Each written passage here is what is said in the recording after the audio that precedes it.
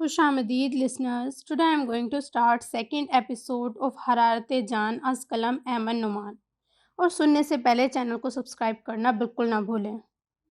خود کو بہت بڑا سمجھ بیٹھے ہو تمہاری ہمت بھی کیسے ہوئی میری بہن کے ساتھ بدسلوکی کرنے کی؟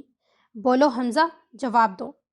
حذیفہ، کبیر اور زینش تینوں خاموشی سے کھانا کھا رہے تھے. حذیفہ خود کھانے کے ساتھ ہی کبیر کو بھی چھوٹے چھوٹے نوالے بنا کے کھلا رہا تھا. دوسری طرف زینی تھی جو خود کو کافی حد تک کمپوز کر چکی تھی، لیکن دل ہی دل میں آنے والے طوفان کے بعد شدید خوف زدہ تھی. حمزہ خاموشی سے اپنے بیڈ روم سے برآمد ہوا تھا اور بآواز بلند سلام کر کے اپنی کرسی کھسکا کر بیٹھنے ہی والا تھا جب حذیفہ اتنا سب کچھ سر انجام دینے کے بعد بھی اس کی دیدہ دلیری دیکھ کر اپنا غصہ قابو نہ کر سکا اور حمزہ کی کرسی کو شدید غصے کے عالم میں کک ماری. کرسی دور جا گری تھی جبکہ حمزہ نے خواہ مخواہ خونخوار نظروں سے زینش کو گھورا تھا. وہ اس کی قہر برساتی ہوئی نظروں پر ایک نظر ڈالتی چہرہ جھکائے پلیٹ میں رکھے چاولوں کو بے دلی سے کچلنے لگی تھی. آنکھوں سے کئی موتی پلیٹ میں گرے تھے. محبوب کی نظر میں نفرت دیکھ کے، مجھے نہیں پسند آپ کی چہیتی کی چھچوری حرکتیں اور بے حیا دعوتیں دیتی ادائیں. میں نے جو کیا بالکل ٹھیک کیا ہے. کسی بھی قسم کی شرمندگی اس کے چہرے پہ نہ تھی. خبردار ایک لفظ مت کہنا اور میری بہن کے بارے میں، سمجھے؟ بھائی میں تو تلخ حقیقت ہی بیان کر رہا ہوں. بس جو جیسا ہوتا ہے اس کے بارے میں رائے اس کے کردار کے مطابق ہی دی جاتی ہے. کتنا سنگ دل تھا وہ، کیسے ایک محبت سے گندھی لڑکی کی انا کو تار تار کر رہا تھا. تو تم ایسے باز نہیں آؤ گے. حذیفہ نے زور سے کرسی پیچھے دھکیلی تھی جس پر وہ براجمان تھا اور سیدھا ہو کر اٹھ کھڑا ہوا. 2 قدم اور آگے بڑھ کے وہ حمزہ کے عین مقابل آن کھڑا ہوا تھا اور پھر چٹاخ. بھائی مت کریں ایسا پلیز. حذیفہ نے پوری قوت سے حمزہ کے چہرے پر ایک گھما کے تھپڑ رسید کیا تھا. صورتحال بد سے بدترین ہوتی جا رہی تھی. کبیر نے سہم کر آنکھیں بند کر لی تھیں جبکہ زینی اپنی کرسی سے اٹھ کر حذیفہ کی طرف لپکی تھی اس کو اتنے شدید اقدام سے باز رکھنے کے لیے. آپ میرے بھائی ہیں نا، بس ہر کوئی ایرا گیرا آپ کا سگا بہن یا بھائی بننے کا حقدار نہیں ہے، سمجھے آپ؟ اور تم آگ لگا دی ہے، اب تو خوش ہو نا، تم جشن مناؤ جا کر. حمزہ آواز نیچے رکھ کے بات کرو ورنہ تمہارا حلیہ بگاڑ دوں گا. نکاح میں ہے یہ لڑکی تمہارے، سمجھے؟ آپ کی وجہ سے خاموش ہو جاتا ہوں مگر آج صحیح معنوں میں مجھے یقین ہو گیا ہے کہ میں یتیم ہو گیا ہوں. حذیفہ پر حسرت بھری نظر ڈال کر وہ لاؤنج سے اٹھا تھا اور بیرونی دروازہ عبور کر کے گھر سے باہر نکل گیا. بھائی آپ نے یہ کیا کر دیا ہے؟ اب کیا ہوگا؟ بھائی حمزہ کو روک لے، مت جانے دے انہیں. زینی نے حذیفہ کو روتے ہوئے جھنجھوڑ ڈالا تھا لیکن حذیفہ کو ٹس سے مس نہ ہوتا دیکھ کر خود باہر کی طرف دوڑ لگا دی تھی مگر حذیفہ کی گرجدار آواز نے اس کے پیروں میں جیسے بیڑیاں کس دی تھی. جانے دو اس کو، کہیں نہیں جاتا، آ جائے گا عقل ٹھکانے آتے ہی. سین چینج. آج عائشہ بیگم کو دنیا سے گئے ہوئے تیسرا دن تھا. سب رشتہ دار اپنے اپنے گھروں کو رخصت ہو گئے تھے. احمد بشیر صاحب بہتر تھے اب مگر ہاسپٹل میں ہی چند دن مزید زیر علاج رہنا تھا انہوں نے. احمد بشیر صاحب سے یہ بات چھپا لی گئی تھی فی الحال کہ عائشہ بیگم انتقال کر گئی ہیں مگر کب تک چھپ سکتی تھی اتنی بڑی بات. سمیر اور اس کی بہن بھی سویم میں آئے تھے اور شدید غم سے نڈھال دکھائی دے رہے تھے. 1.5 ماہ سے زائد ہو چکا تھا صلہ کے نکاح کو مگر وہ جیسے دل سے تسلیم ہی نہیں کر پا رہی تھی اپنے کسی کی منقوہہ ٹھہر جانے کی حیثیت کو، یا شاید حالات ہی اتنے سنگ دل ہو گئے تھے کہ سب کچھ ختم ہو گیا تھا. رات تینوں بہن بھائی پہلی دفعہ گھر میں تنہا رہے تھے. دانی تو ماں کو یاد کر کر کے آخرکار تھک کے صلہ کی گود میں سو گیا جبکہ وہ دونوں بہنیں ایک دوسرے سے گلے لگ کے خوب روئیں. ماں کو یاد کر کر کے آنکھیں سوج چکی تھیں مگر ماں کہاں رہی تھی جو آنسو پوچھنے آتی. اگلے دن کی صبح صلہ نے دونوں بہن بھائیوں کو دیر تک سونے دیا تاکہ ان کا ذہن کچھ پرسکون ہو سکے اور خود فجر کے بعد ماں کے لیے سورہ ملک پڑھتی رہی. جائے نماز بچھائے رو رو کے اپنی ماں کی مغفرت کے لیے دعائیں کی. 9 بجے کے وقت وہ جائے نماز طے کر کے اٹھی اور بابا کا فون لے کر لاؤنج میں موجود صوفے پر آ بیٹھی تھی. کافی دیر تک بابا کے دوست کو فون ملاتی رہی جنہوں نے اس کو جاب آفر کی تھی مگر وہ تھے کہ فون ہی نہیں اٹھا رہے تھے۔ مما کے انتقال کی خبر بھی اس نے ان کو دے دی تھی اور بابا کے ہاسپٹلائز ہو جانے کی بھی، مگر وہ نہ آئے تھے اور نہ ہی کوئی رابطہ کیا۔ صلہ سمجھ ہی نہیں پا رہی تھی یہ سب ہو کیوں رہا ہے۔ شاید وقت نے ابھی مزید امتحان لکھ رکھے تھے۔ سین چینج۔ حمزہ مسلسل ایک ہفتہ غائب تھا گھر سے، مگر حذیفہ نے اس کو ایک ہفتے میں شدت سے یاد کرنے کے باوجود بھی فون نہیں کیا۔ زینی کو بھی سختی سے منع کیا ہوا تھا حمزہ سے فی الحال کسی بھی طرح کانٹیکٹ کرنے سے۔ عجیب حالت تھی دونوں کی۔ حذیفہ غلطی سے اپنا موبائل کسی کام سے جاتے ہوئے گھر پر ہی بھول گیا تھا۔ زینی نے دل کے ہاتھوں مجبور ہو کے حذیفہ کے موبائل سے حذیفہ کے ہی انداز میں حمزہ کو گھر آنے کے لیے میسج کر دیا تھا۔ میسج میں بہت محبت سے اس نے لکھا تھا، معاف کر دو اور گھر واپس آ جاؤ پلیز۔ ٹائپ کرتے ہوئے وہ یہ اکثر فراموش کر بیٹھی تھی کہ وہ حذیفہ کی طرف سے میسج کر رہی ہے۔ ٹھیک ہے بھائی، میں آ جاتا ہوں، مگر میری کچھ شرائط ہیں اور آپ کو مجھ سمیت قبول کرنا پڑے گی۔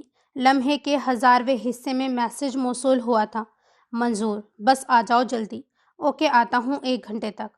Okay Homi, take your time. Mobile میں سے جھٹ سے سارے میسج ڈیلیٹ کر کے وہ اٹھ کے بیڈ روم کی طرف دوڑ گئی تھی تاکہ اپنا حولیہ درست کر سکے۔ بس کانوں میں ایک نگ کے ٹوپس پہن رہی تھی جب باہر سے شور اٹھا تھا۔ تو جناب آ گئے ہیں۔ جلدی سے ڈریسر پہ رکھا ہوا بوکے اٹھایا تھا جو اس نے خود اپنے لون کے پھولوں کو توڑ کر کے حمزہ کے لیے بنایا تھا۔ کچھ ہی دیر پہلے وہ بال سلجھانے کے بعد لون میں بھاگی تھی اور جلدی جلدی پھولوں کو جمع کر کے واپس بیڈ روم میں آ کر ہلکی لپ گلوز کے بعد ٹاپس پہنے تھے۔ وہ خوش آئندہ خواب سجائے نیچے اتر رہی تھی، مگر آخری سیڑھی پر قدم رکھتے ہی اس کی آنکھیں پھٹی کی پھٹی رہ گئی تھیں۔ بوکے زمین پہ گرا تھا ہاتھوں سے چھوٹ کے، نگاہیں ساکت رہ گئی تھیں۔ سامنے اس کا محبوب موجود تھا، مگر حمزہ اکیلا ہرگز نہ تھا۔ کون ہے یہ تمہارے ساتھ؟ اور کیوں کر اس قدر اشتیاق سے کھڑی ہے حمزہ یہ تمہارے ساتھ؟ جواب دو۔ حذیفہ نے ہی گھر کا بیرونی دروازہ کھولا تھا۔ حمزہ کو اتنے دن بعد واپس دیکھ کے اس کے چہرے پہ خوشی کے رنگ بکھر گئے تھے۔ وہ دروازے کی چوکھٹ سے ہٹ کر سائڈ پر ہو کر حمزہ کے لیے اندر آنے کا راستہ بنا گیا تھا، لیکن اندر آنے کے چند سیکنڈ بعد حمزہ نے اشارتاً کسی کو اپنے پیچھے اندر آنے کا کہا تھا۔ اندر آنے والی ہستی کو دیکھ حمزہ کے چہرے پر بڑی دل فریب مسکراہٹ بکھری تھی جو کہ حذیفہ کو سخت ناگوار گزری تھی۔ تقریباً 22 سے 23 سالہ لڑکی عبایا پہنے گھبرائی ہوئی جھکی جھکی نظروں کے ساتھ جھجکتے ہوئے اندر داخل ہوئی تھی۔ میری برداشت کا مزید امتحان مت لو حمزہ بھائی، آپ نے کہا تھا نا مجھ سے کہ آپ کو میری ہر شرط منظور ہوگی اگر جو میں گھر واپس آ جاؤں۔ حمزہ نے مان سے بڑے بھائی کے شانے پہ ہاتھ بڑھا کے رکھا تھا، لیکن حذیفہ نے اس کو ایک دم جھٹکتے ہوئے خود سے دور کیا اور شعلہ بار لہجے میں گویا ہوا، اول تو میں نے ایسا کچھ تم سے کہا ہی نہیں ہے اور یہ میرا سوال کا جواب نہیں ہے۔ حذیفہ کا بس نہیں چل رہا تھا کہ وہ حمزہ کی حد سے سوا ہوئی دیدہ دلیری پر 2-3 تھپڑ جڑ دے۔ میں نے شادی کر لی ہے بھائی، یہ میری بیوی ہے حریم احمد۔ حمزہ نے اپنی نئی نویلی دلہن کا ہاتھ مضبوطی سے پکڑا، جیسے حذیفہ کے سامنے اسے پروٹیکشن فراہم کر رہا ہو، جیسے وہ جانتا تھا کہ اس وقت اس کی بیوی کے احساسات کس قدر خوف میں لپٹے ہوئے ہیں، اور بس یہی وہ لمحہ تھا جب جینش کے ہاتھوں سے محبت سے گندھا ہوا گلدستہ زمین پر گر کے فرش پہ بکھرا تھا، بالکل اس کے نصیب کی طرح خوابوں کو بھی ریزہ ریزہ کر گیا تھا ہمیشہ ہمیشہ کے لیے۔ اف، یہ محبت! نکل جاؤ ابھی اور اسی وقت حمزہ، اور آئندہ مجھے اپنی شکل کبھی بھی مت دکھانا، سمجھے؟ اگر یہ تمہاری بیوی ہے تو پھر یہ لڑکی کون ہے جو پچھلے کئی سالوں سے تمہاری منکوہا کے نام پر پہچانی جاتی ہے؟ اور لڑکی، کیا تمہیں پتہ ہے جس شخص کی تم بیوی بنی ہو وہ پہلے سے شادی شدہ ہے؟ حذیفہ نے دلہن صاحبہ کو بھی بری طرح سے جھاڑ دیا تھا۔ اور اگر لڑکی تمہیں یہ بات پتہ تھی تو تم پر میں سلامی پیش کرتا ہوں، کیونکہ تم نے بھری چارپائی پر اپنی سیٹ سجانے کے خواب بنے ہیں۔ ایک عورت ہو کہ تم کیسے دوسری عورت کا گھر برباد کر سکتی ہو؟ دیکھنے میں تو تم مجھے بہت معصوم لگتی ہو، مگر کام تمہارے۔ بس کریں بھائی، آپ میری بیوی سے اس طرح پیش نہیں آ سکتے۔ میں اس سے زیادہ بھی برا پیش آؤں گا، کیونکہ یہ زینی کا معاملہ ہے اور زینی میری بہن، میرا بچہ ہے اور میں آپ کا سگا بھائی ہوں۔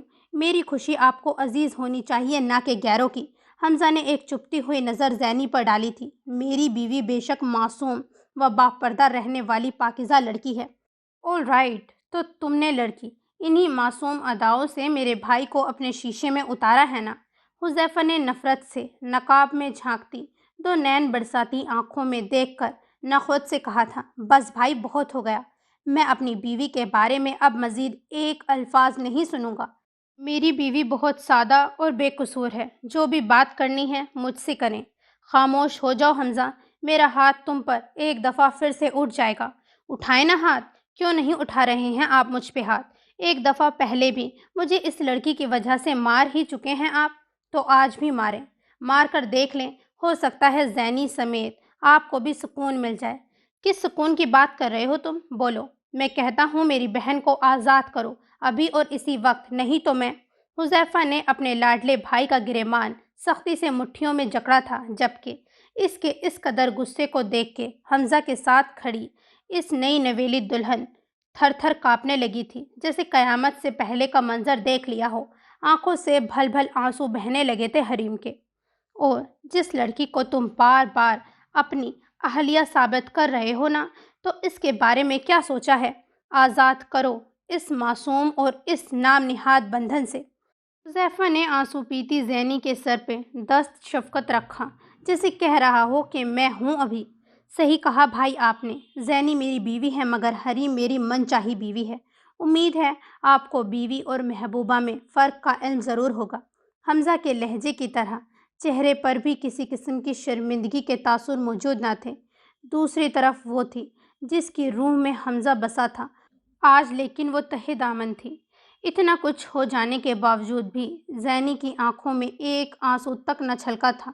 شاید اب بھی وہ اس بے وفا کے سامنے مزید کمزور نہیں پڑنا چاہتی تھی، جو وہ پہلے ایک دفعہ کر چکی تھی۔ دفع ہو جاؤ، نکل جاؤ تم اس گھر سے، اور جس لڑکی کو تم اپنی من چاہی کر کے بیاہ کے لائے ہو نا، اس کو اپنے ساتھ لے کر جاؤ۔ اب زینی سمیت میرا اور کبیر کا تم سے کوئی تعلق نہیں رہا۔ میں تمہارے سے اپنا جینا مرنا ختم کرتا ہوں۔ بھائی آپ جانتے ہیں آپ جس لڑکی کے لیے مجھے ذلیل کر رہے ہیں، گھر سے نکال رہے ہیں، اس کی اصلیت کیا ہے؟ کون سی اصلیت کی بات کر رہے ہو تم؟ میری بہن کے اوپر اگر تم نے کسی بھی قسم کا گھناؤنا الزام داغا نا، تو میں تمہیں زندہ زمین میں دفن کر دوں گا۔ میری بہن پاک دامن ہے۔ حذیفہ کا گویا حوصلہ جواب دے گیا تھا۔ کتنی پاک دامن ہے آپ کی چہیتی، میں آپ کو ابھی بتا دیتا ہوں۔ ملنے چلی تھی محترمہ اپنے محبوب سے، اور وہ بھی ٹیلی فونک فرینڈ شپ کی بنیاد پہ۔ حمزہ تو جیسے پھٹ ہی پڑا تھا، اور زینی اس کے لیے تو جیسے زمین میں دفن ہو جانے کا مقام تھا۔ وہ جانتی تک نہیں تھی یہ کون سے الزام وہ اس وقت اس کے کردار پر لگا رہا ہے۔ کیا ثبوت ہے تمہارے پاس جو تم اتنی بڑی بڑی باتیں کر رہے ہو؟ حذیفہ نے ایک تھپڑ تو پہلے ہی حمزہ کے چہرے پر دھرا تھا، اور اس کے بعد اتنی زور سے چیخا تھا کہ پورے گھر کے در و دیوار کانپ اٹھے تھے۔ ثبوت؟ ثبوت چاہیے آپ کو بھائی؟ تو ثبوت یہ لڑکی ہے۔ تحریم، اپنا نقاب اتارو۔ مجھے اس قسم کی صفائی کی ضرورت نہیں ہے، اور نہ ہی مجھے کوئی ثبوت چاہیے۔ مجھے میری بہن کے اوپر بہت بھروسہ ہے۔ تمہاری بات کا یقین کرنا نہ کرنا مجھے کوئی فائدہ نہیں دے گا، اسی لیے دفع ہو جاؤ اپنی نام نہاد بیوی کے ساتھ، اور کبھی مت اپنا چہرہ دکھانا آئندہ۔ حذیفہ نے حمزہ کو دھکے دے کر گھر سے نکالنے کے لیے آگے بڑھا تھا کہ زینی نے بیچ میں آ کر کسی دیوار کی طرح حذیفہ کا راستہ روکا تھا۔ بھائی آپ کو میری جان کی قسم معاف کر دیں حمزہ کو، یہ اس کا شرعی حق ہے، ایک شادی کر لے یا دو، اور رہی بات میری تو ہم بعد میں آرام سے فیصلہ کریں گے کہ آگے کیا کرنا ہے۔ وہ کیوں دونوں بھائیوں کو ایک دوسرے سے جدا کرتی، اسی لیے جھٹ حذیفہ کے لیے اپنی محبت کی قربانی دے بیٹھی تھی۔ نہیں بیٹا، اب ایسا ممکن نہیں ہے، کیونکہ میں… بھائی اگر آپ کو میری جان عزیز ہے اور مجھ سے محبت کرتے ہیں تو پلیز… دیکھ لیا تم نے، ایک وہ لڑکی ہے جو گھر سے نکلوانے کے در پہ ہے، اور ایک یہ لڑکی ہے جو تمہیں اب بھی گھر میں رہنے کے لیے میری منتیں کر رہی ہے۔ فرق کا اندازہ اگر تمہیں ابھی نہیں ہوا نا، تو بعد میں بھی نہیں ہوگا۔ حذیفہ نے ایک قہر آلود نظر حمزہ اور حریم پر ڈالی تھی، اور خود جارحانہ انداز میں گاڑی کی چابی اٹھا کر گھر سے نکل گیا تھا۔ اب اس کا رخ سکون کے لیے اپنے اصل گھر، جہاں اس کا تھوڑا سا مگر بہت مکمل بچپن گزرا تھا، جہاں اس کی ماں کی خوشبو تھی، جہاں جا کر وہ اپنے تمام غم بھول جاتا تھا۔ حذیفہ کا گھر، اس کے ماں باپ کا گھر۔ سین چینج۔ گیٹ کھلا ہوا تھا۔ صلہ خود میں بڑی مشکل سے ہمت پیدا کرتی ہوئی اندر داخل ہو گئی تھی۔ وہ یہ سب مجبوری کے تحت کر رہی تھی، مگر پھر بھی اس کا دل بے چین و نادم تھا۔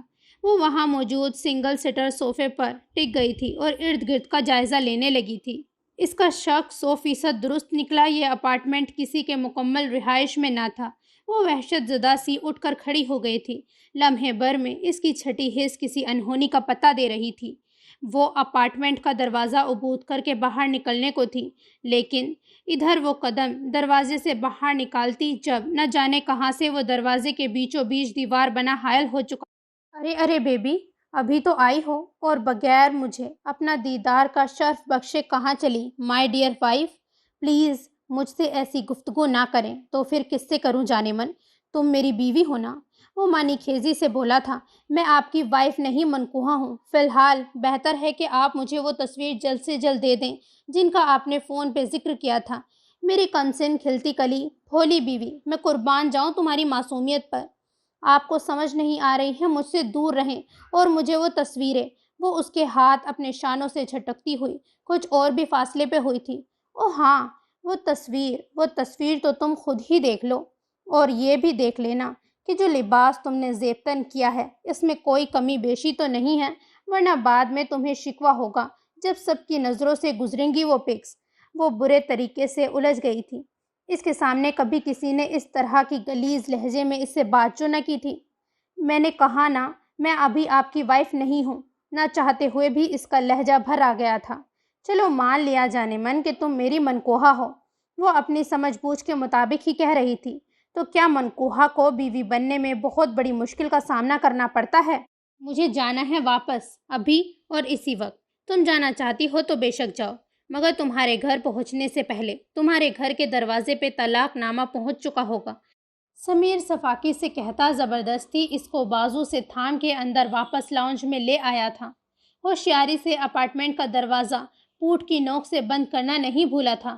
دوسری طرف وہ تھی جو صرف آج اسی لیے یہاں موجود تھی کہ اس شخص جو کہ اس کے شوہر کے روپ میں بہیڑیا بنا ہوا تھا، اسے دھمکی ہی ایسی دی تھی کہ اسے آنا ہی پڑا تھا۔ اگر تم نہیں آئی مجھ سے ملنے تو تمہارے نکاح والی تصویروں میں کچھ ایسی تصویر میرے پاس موجود ہیں جن میں تمہارے کپڑوں میں کچھ کمی بیشی دیکھی ہے میں نے، اور اگر تم آؤ مجھ سے ملنے تو میں وہ تصویریں تمہارے حوالے کر دوں گا، اور نہ آنے کی صورت میں یا کسی کو بھی کچھ بھی بتانے کی صورت میں اپنے انجام کی تم ذمہ دار خود ہو سکتی ہو۔ وہ 2 دن تک مسلسل خود سے جنگ لڑتی رہی، مگر پھر مجبور ماں باپ اور خود کے نکاح کو بچانے کے لیے یہاں پہ اس کے گھر پہ یہ سوچ کے آئی تھی کہ باقی گھر والے بھی موجود ہوں گے اس کے، جو لوگ نکاح کے وقت تھے، ماں اور بھائی بہن۔ لیکن یہ اس کی سب سے بڑی غلطی تھی، ماں باپ کو لا علم رکھنا، ایسے معاملات میں ان کو نہ شامل کرنا سب سے بڑی غلطی تھی اس کی۔ آپ کے پاس میری جو بھی تصویریں ہیں مجھے برائے کرم واپس کر دیں، اس کے بعد میں یہ رشتہ خود ہی ختم کر دوں گی۔ ہاں ضرور ختم کر دینا یہ رشتہ، مگر اس سے پہلے ایک ضروری کام ہے، ذرا وہ ہو جائے۔ وہ صوفے پر سے دھکا دے کر اس کو زمین پہ گرا کے اس کے اوپر جھکا۔ یہ سب کیا ہے؟ وہ بری طرح خود کو چھڑوانے کی کوشش کر رہی تھی۔ کچھ زیادہ نہیں ہے، بس کیا، چھوڑے مجھے۔ اب تک تو کوئی تصویر نہیں تھی میرے پاس، لیکن آج کے دن میں تمہاری اتنی تصویریں بناؤں گا کہ تم دیکھتے نہیں تھکو گی۔ میری کمسن اور معصوم چھوٹی سی پری مطلب کیا آپ نے مجھ سے جھوٹ بولا تھا؟ بالکل اس وقت جھوٹ بولا تھا، مگر اب سچ کہہ کر اس جھوٹ کو حقیقت کا نام دے تو رہا ہوں۔ یہ آپ کیا کر رہے ہیں میرے ساتھ؟ کہا نا بیبی، اس وقت تو جھوٹ بولا تھا، مگر اب سچ کر کے دکھاؤں گا۔ وہ اس کو گرا کر اس کے اوپر جھکا اور عبایا کا اسکارف بے رحمی سے اتار کر صلہ کے ہاتھ کے ایک طرف اچھالا تھا، مگر صلہ نے اپنے اسکارف کو خدا کی طرف سے غیبی مدد جانا تھا اور کمال پھرتی کا مظاہرہ کرتے ہوئے زمین پہ گرا اپنا اسکارف ہاتھ بڑھا کے سمیر کے گرد نامحسوس انداز میں پشت پہ لے جا کر دوسرے ہاتھ کی مدد سے گلے میں پھندا سا باندھ دیا تھا۔ سمیر اس افتاد کے لیے ہرگز بھی تیار نہ تھا اور لمحوں میں بوکھلا گیا، جبکہ صلہ نے اسی کو موقع غنیمت جانا تھا اور ہمت کر کے اسکارف کو سمیر کی گردن کے گرد دونوں ہاتھوں سے کھینچ کے مزید گرفت سخت کر دی تھی۔ اب سمیر باقاعدہ کھانستے ہوئے صلہ سے کچھ فاصلے پر ہوا، مگر فی الحال اس وقت سمیر کی ہر تدابیر الٹی ہو گئی تھی۔ میں کہتی ہوں مجھے اسی وقت طلاق دو، نہیں تو میں تم جیسے درندے پر ترس نہیں کھاؤں گی، اڑا ڈالوں گی میں تمہیں، سمجھے؟ سمیر کو بری طرح سے دم گھوٹنے کے بعد کھانستا دیکھ کر صلہ کی ہمت کچھ اور بھی بڑھ گئی تھی اور وہ اب مکمل خود کو سنبھالے ہوئے اٹھ بیٹھی تھی، جبکہ سمیر اب بھی زمین پر نیم دراز خاصتا اپنی غیر ہوتی حالت پہ ماتم تک نہیں کرنے کے قابل رہا تھا۔ میں تمہیں طلاق دیتا ہوں، طلاق، طلاق۔ اور بس یہی وہ لمحہ تھا جب صلہ کو اپنے اندر تک سکون اترتا ہوا محسوس ہوا تھا۔ جلدی سے اس کے گلے میں گرہ لگائی تھی سخت سی، تاکہ وہ بآسانی کھول نہ سکے، اور مزید 2-3 بل اسکارف کو دیتی ہوئی وہ سمیر کو بری طرح سے تڑپتی ہوئی چھوڑ کر جلدی سے اپارٹمنٹ سے باہر نکلی تھی۔ جانتی تھی اچھی طرح سے کہ سمیر کچھ ہی دیر میں اپنی گرہ کھول کر اس کو ڈھونڈتا ہوا باہر آنے والا ہے، لیکن آج اس کو حجاب کی قدر و قیمت کا صحیح معنوں میں اندازہ ہوا تھا۔ میرے خدا، تیرا کرم ہوا مجھ پر، جو تو نے میرے تن کی زینت سے میری عظمت اور میری عزت محفوظ رکھی۔ بے شک تو بڑا غفور ہے۔ شکر۔ صلہ نے ماتھے پہ آیا پسینہ اپنے کانپتے ہاتھوں کی پشت سے صاف کیا۔ دسمبر کی یک بستہ ٹھنڈ کے باوجود خوف اور مسلسل بھاگنے سے اس کا پورا وجود پسینے میں شرابور ہو چکا تھا۔ رات کی تاریکی میں اس پیارے سے گھر کی دیوار اس کو اپنی محفوظ پناہ گاہ محسوس ہوئی تھی۔ وہ دیوار سے ٹیک لگائے سانس بھی ایسے لے رہی تھی جیسے دیوار بھی باہر موجود پولیس کی بھاری نفری کے ساتھ شامل ہو اور ان کو خبر نہ کر دے۔ وحشت زدہ سی وہ بار بار پردے کی اوٹ سے باہر جھانک رہی تھی، جہاں اب بھی پولیس متلاشی تھی اس کے لیے۔ سمیر نے اس پر چوری پلس قاتلانہ حملے کا الزام لگا کے پولیس کو ساتھ لیا تھا، اور اب وہ اس کو قریب کے ایریاز میں کسی زخمی شیر کی طرح سے تلاش کر رہا تھا۔ سمیر ایک خاص بروکر تھا جو کہ یہ کہہ کر لڑکیوں کے ماں باپ کو سبز باغ دکھاتا تھا کہ وہ شادی کے بعد باہر لے جائے گا ان کی بیٹی کو، جہیز میں کچھ نہیں لے گا۔ حد یہ کہ یہ ایک پورا گروہ تھا جو پہلے کسی علاقے میں گھر کرائے پر لیتا اور پھر کچھ عرصہ قیام کرنے کے بعد لوگوں سے گھل ملنے سے لے کر رشتے طے اور پھر نکاح تک کا کام بڑی صفائی اور پلاننگ سے کرتا تھا۔ نکاح کے بعد لڑکیوں کو کسی نہ کسی طرح سے ملنے بلایا جاتا اور ان کی ویڈیوز بنا کر ان معصوم لڑکیوں کو بلیک میل کے ذریعے غلط و مکروہ کاموں میں استعمال کیا جاتا۔ مگر اس دفعہ صلہ نے پاسا ہی الٹ دیا تھا۔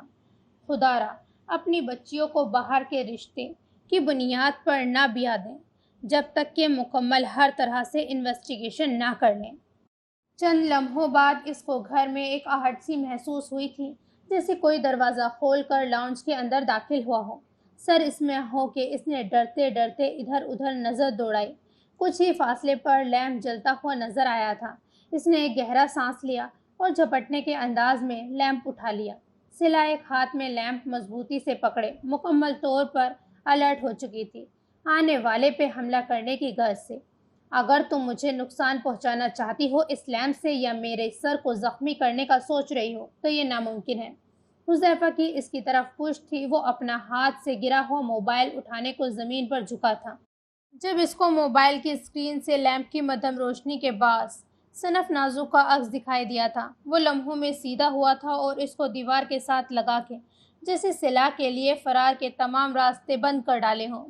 میں چور نہیں ہوں، مجھے بس پناہ چاہیے۔ بے ہنگم سانسیں و لڑکھڑاتا ہوا لہجہ، اس پر تصاعد پنکھڑیوں کی مانند پھڑپھڑاتے ہوئے لب و نشیلی سیاہ آنکھیں جن میں خوف کا تلاطم برپا تھا۔ وہ چھوٹی سی لڑکی کسی کو بھی چاروں شانے چت کرنے کے لیے کافی تھی۔ میں چور نہیں ہوں، گمبھیر لہجے میں دریافت کرتا وہ صلہ کو مزید سہما گیا تھا۔ اتنی سی عمر میں اتنے بڑے بڑے اسٹنٹ کرنے کی کیا ضرورت ہے؟ حذیفہ پہچان گیا تھا کہ سامنے موجود لڑکی کون ہے۔ بے ساختہ یہ جملہ اس کے لبوں سے ادا ہوا تھا۔ میں سچ کہہ رہی ہوں، میرا یقین کریں، میں پھنس جاتی اگر آپ کے گھر کی کھڑکی نہ کھلی ہوتی۔ وہ جان بوجھ کر نظر انداز کر گئی تھی حذیفہ کی کہی بات کو۔ اور اگر میں کہوں کہ تم ایک مشکل سے نجات پانے کے چکر میں دوسری کھائی میں گر چکی ہو۔ کہنے کے ساتھ ہی حذیفہ نے پیچھے ہٹ کے سوئچ پہ ہاتھ مار کر لائٹ جلائی تھی، لیکن اس اگر کے آگے جیسے صلہ کی زبان تالو سے جا لگی تھی۔ سامنے موجود شخص کو مکمل اجالے میں دیکھ کے اس کی آنکھوں میں بھی بڑی تیزی سے شناسائی ابھری تھی، اور اس شناسائی کی منزل طے کرنے کے بعد تو جیسے صلہ کا اوپر کا سانس اوپر اور نیچے کا نیچے رہ گیا تھا۔ اب اگر میرا مکمل جائزہ لے چکی ہو تو ذرا یہ بھی بتا دو کہ اب کس سے بھاگ رہی تھی، کون ہے تمہارے پیچھے؟ حذیفہ کے لہجے میں بے پناہ سختی رچی ہوئی تھی، جو چند لمحوں کے لیے صلہ کو بھی گڑبڑا گئی تھی۔ دوسری طرف وہ تھا جو غصے سے بے حال ہونے کو تھا۔ اس جذبے کے تحت یہ فی الحال وہ خود بھی سمجھنے سے قاصر تھا۔ میں گھر سے باہر نکلی تھی ایک دوست کی طرف جانے کے لیے، پھر جانچتی ہوئی نگاہوں سے وہ اب بھی صلہ کا جائزہ لے رہا تھا، جیسے حقیقت کو ترازو میں تولنا چاہ رہا ہو۔ بس اسٹاپ پہ ایک لڑکے نے مجھے زبردستی لفٹ آفر کی، لیکن میرے انکار کے باوجود وہ نہیں مانا تھا اور گاڑی کا دروازہ کھول کے ہاتھ بڑھا کے زبردستی میرے ہاتھ کو پکڑ کر اندر بیٹھانا چاہ رہا تھا۔ جب میں نے اپنا دوسرا ہاتھ استعمال کرتے ہوئے گاڑی کا دروازہ زور سے اس کے ہاتھ پہ دے مارا تھا، وہ شخص تکلیف سے بلبلا رہا تھا اور میں موقع غنیمت جان کر وہاں سے بھاگنے لگی، مگر مجھے یہ نہیں پتا تھا کہ وہ مجھ پہ چوری کا الزام لگا کے پولیس کے ساتھ مجھے فالو کرنے نکل پڑے گا۔ آدھا سچ آدھا جھوٹ بولتے بولتے اس کی آنکھوں میں نمی جبکہ آواز میں بھرراہٹ پیدا ہوئی تھی۔ ایک جگہ سے عزت بچا کے آئی تھی اور دوسری جگہ اسی عظمت کو داغدار ہو جانے کے ڈر سے اصل حقیقت پر پردہ ڈال گئی تھی۔ اگر تم سچ کہہ رہی ہو تو تمہیں میں مکمل پروٹیکشن فراہم کروں گا، لیکن اگر جو تمہاری ایک بات میں بھی غلط بیانی کا مجھے علم ہوا بعد میں، تو پھر آگے کے حالات کی تم خود ذمہ دار رہو گے۔ یاد رہے، مجھے سچ کہنے والوں سے محبت جبکہ جھوٹ بولنے والوں سے شدید خار آتی ہے۔ میں سچ چنگیز خان نہ ہو تو وہ بڑبڑا ہی سکتی تھی۔ ٹھیک ہے، خشمگی حوری سے نواز گیا۔ صلہ پہلو بدل کے ہی رہ گئی تھی۔ اگر آج بری نہ پھنسی ہوتی تو سامنے کھڑے شخص کی اینٹ سے اینٹ بجا دیتی، مگر ہائے رے یہ مجبوری۔ کرم نوازی سر آپ کی، لیکن مجھے اب لگتا ہے کہ باہر میری تلاش ختم ہو چکی ہے، اسی لیے مجھے اب اجازت دیں۔ دانت پیس کے کہتی، وہ اب مزید حذیفہ کے گھر پناہ لینے کی ارادہ نہیں رکھتی تھی۔ یہ لو موبائل اور انفارم کر دو اپنے بابا کو کہ تم خیریت سے ہو۔ ایسا کیا تھا سامنے موجود لڑکی میں کہ وہ خود کو نرمی برتنے سے روک نہیں پا رہا تھا؟ گھر سے انتہائی خراب موڈ میں نکلنے کے باوجود صلہ کی موجودگی میں اس کو اپنے منتشر اعصاب ٹھنڈے و پرسکون ہوتے محسوس ہونے لگے تھے۔ صلہ نے چند سیکنڈ بعد جھجکتے ہوئے حذیفہ سے فون لیا تھا۔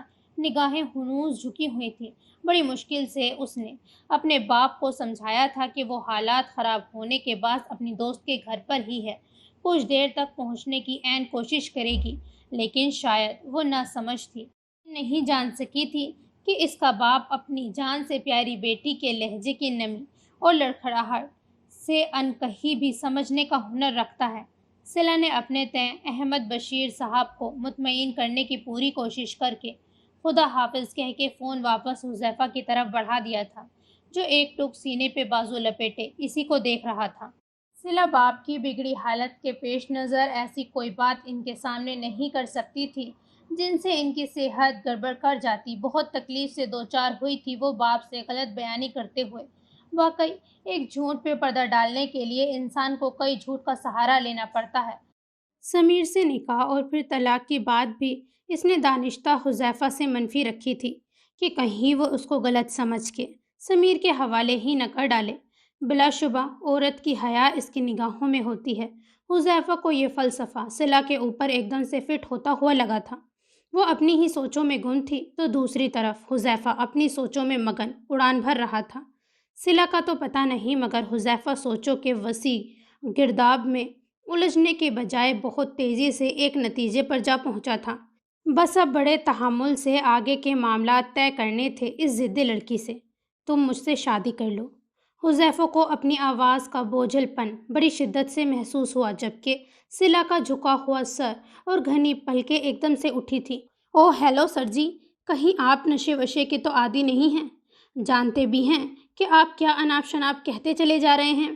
میں تو مکمل ہوش و حواس میں بات کر رہا ہوں، مگر مجھے ایسے لگ رہا ہے جیسے تم بہری ہو شاید، جو میری سیدھے اور آسان لفظوں میں کہیں بات کو سمجھ نہ سکی۔ وہ اس کو ہتے سے اکڑتا دیکھ کر خود بھی تیکھے چتونوں سے اس کو گھوری سے نوازنا نہیں بھولا تھا۔ آپ نے مجھے سمجھ کیا رکھا ہے، لڑکی؟ حذیفہ کی طرف سے اسٹریٹ فائر ہوا تھا، جو ٹھا کر کے صلہ کے دماغ کی کھڑکی توڑ چکا تھا۔ میں کوئی ایسی ویسی لڑکی نہیں ہوں جو آپ میری اتنی سی مدد کرنے کے عوض اتنی بڑی قیمت طے کر رہے ہیں۔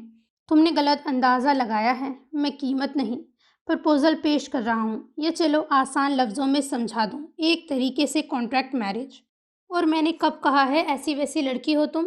کسی ایسی ویسی لڑکی سے میں ایسی نادر پیشکش کرنے سے پہلے اپنے معیار کے متعلق ضرور سوچتا۔ غرور مت کریں، جس اسٹیٹس کی آپ میرے سامنے پینگے مار رہے ہیں نا، وہ ہوا کا مسافر ہے۔ اور اب میں چلی، خدا حافظ۔ راستہ چھوڑے میرا سر، اب تو تمہارے کچھ عرصے کے لیے تمام راستے مجھ سے مجھ تک ہی آ کے رکنے ہیں، اور تم میرے گھر آئی تو اپنی مرضی سے تھی، مگر اب جانا یا پھر یہاں رہنا میرے اوپر ڈیپینڈ کرتا ہے۔ عادت کے خلاف وہ آج کافی زیادہ بول رہا تھا، ورنہ تو تول تول کے بات کرنے کا روادار تھا، لیکن لہجے کی تپش میں کچھ ایسا ضرور تھا جو صلہ کو اندر تک خوف زدہ کر گیا تھا۔ مجھے اپنی حدود کے مطابق رہنا پسند ہے، جس کو تم غرور کہہ رہی ہو وہ میرے اصول ہیں۔ خیر، ابھی تم اتنی گہری باتیں سمجھنے سے نابلدار ہو، ننھے سے دماغ پہ زور مت ڈالو۔ میں جا رہی ہوں، نہیں چاہیے مجھے پناہ۔ وہ ایک دفعہ پھر سے خود کو ہر قسم کی ٹیڑھی صورتحال کے لیے تیار کر چکی تھی اور سائڈ سے ہو کے نکلنے ہی والی تھی، مگر نازک سی کلائی حذیفہ کی مضبوط گرفت میں آ چکی تھی، اور ساتھ ہی وہ غصے سے لال پیلی ہو کے مڑی ہی تھی، مگر حذیفہ کے فون پہ چمکتا ہوا نمبر دیکھ کر وہ اپنی جگہ جنسی گئی تھی۔ سین چینج۔ تنہا دل ہے، تنہا یادوں میں۔ اب تو تنہائیاں بھی دل کو اچھی لگتی ہیں۔ کیا کمی تھی مجھ میں حمزہ، جو تم نے مجھے پل بھر میں بے مایا کر چھوڑا؟ لیکن میں تمہیں بددعا نہیں دوں گی اور نہ ہی خفا ہوں گی، کیونکہ محبت میں نے کی ہے۔ تم نے تو صرف 3 دفعہ قبول ہے کہہ کر سر پہ سے اس وقت کوئی بوجھ اتارا تھا۔ تمہیں حق ہے، چاہو تو مجھے برباد کرو یا چاہو تو مجھے آباد کرو، لیکن بس میرے آس پاس رہو۔ میرے لیے اتنا ہی سکون کافی ہے جینے کے لیے۔ افسوس ہو رہا ہے مجھے آج خود پہ کہ میری محبت ہی کہیں نہ کہیں کھوٹی رہ گئی تھی، تبھی تو تم کو پا کر بھی نہ پا سکی۔ وہ اپنے بیڈ روم میں آ کر بری طرح سے بکھری تھی۔ میرے اللہ، اس میں بھی تیری بہتری ہی ہوگی منفی، مگر کیوں؟ آخر کہاں میری محبت میں کمی رہ گئی تھی حمزہ، جو تم نے مجھے حقیقتاً جوتے کی نوک پہ مقام دے ڈالا ہے؟ اللہ پاک تو جانتا ہے نا، میں نے سچی محبت کی ہے۔ بس میرے پیارے خدا مجھے اس کی محبت دلا دے، میرے لیے میرے شوہر کے دل میں محبت بھر دے میرے مالک۔ میں یہ نہیں مانگتی تجھ سے کہ وہ اپنی من چاہی بیوی سے کبارہ کشی کر لے، میں تو بس تھوڑی سی جگہ اس کے دل میں مانگتی ہوں تجھ سے، بھر دینا میرے مالک اس کے دل میں میری محبت۔ وہ بچوں کی طرح بلک بلک کے رو رہی تھی۔ سین change.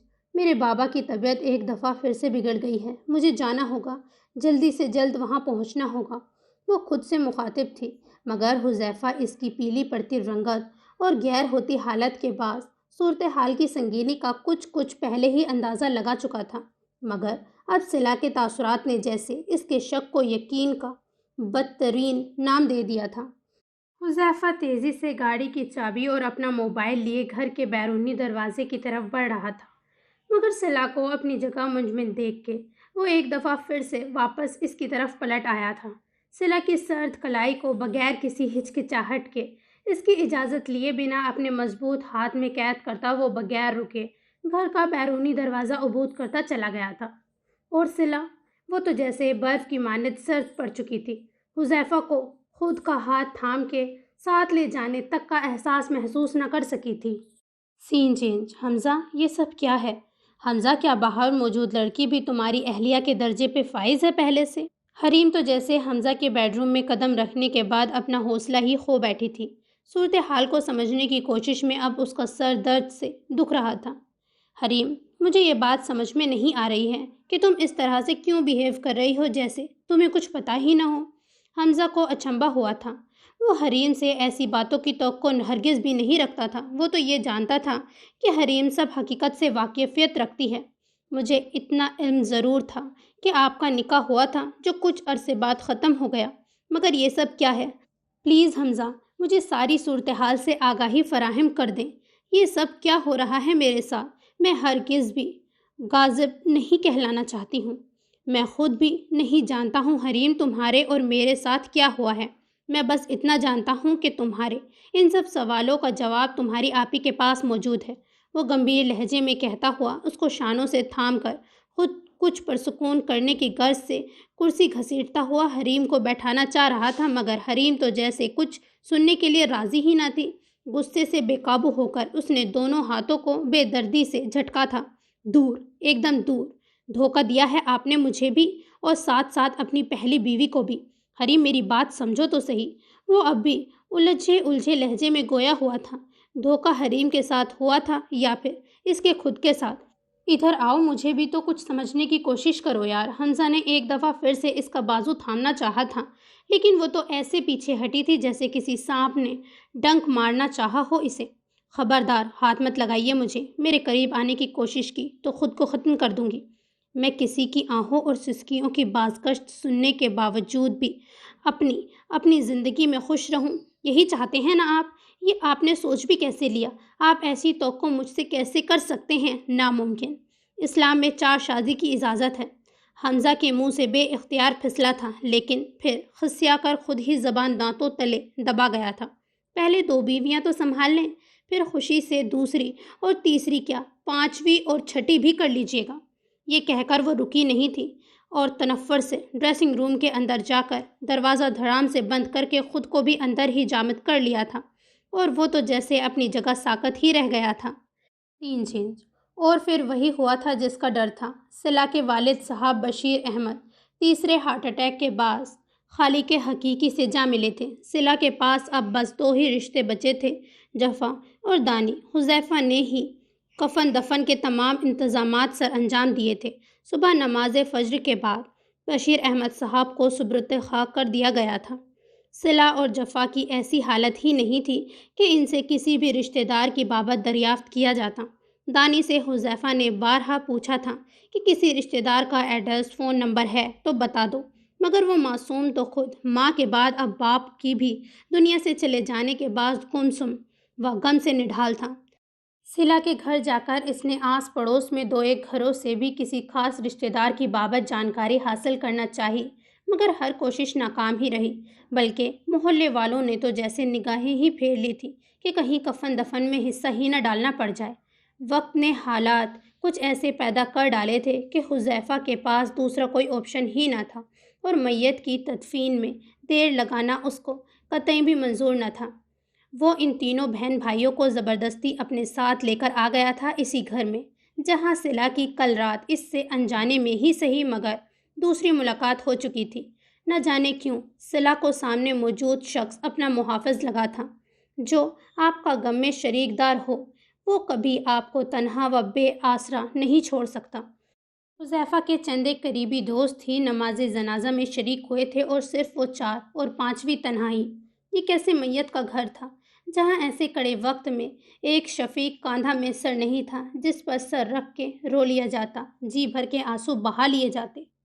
So this is the end of this episode. I hope you like it. So don't forget to like, subscribe and comment. خدا حافظ.